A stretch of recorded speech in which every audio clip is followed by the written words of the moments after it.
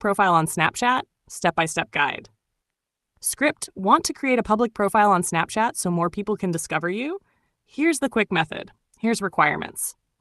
First, before creating a public profile, make sure your account is at least 24 hours old.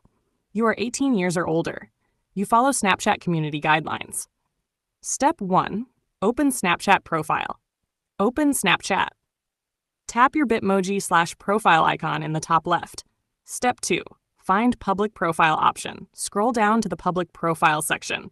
Tap Create Public Profile. If you don't see this option, your account may not meet eligibility yet. Step 3. Tap Continue. Tap Continue. Tap Get Started.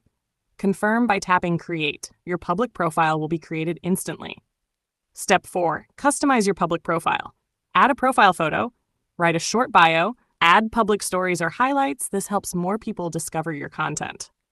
If the public profile option is not showing, update the Snapchat app. Wait 24 to 48 hours after creating your account. Make sure your age is set to 18+. Final summary. Open profile. Tap Create Public Profile. Confirm. Customize. Done. Your Snapchat profile is now public and discoverable.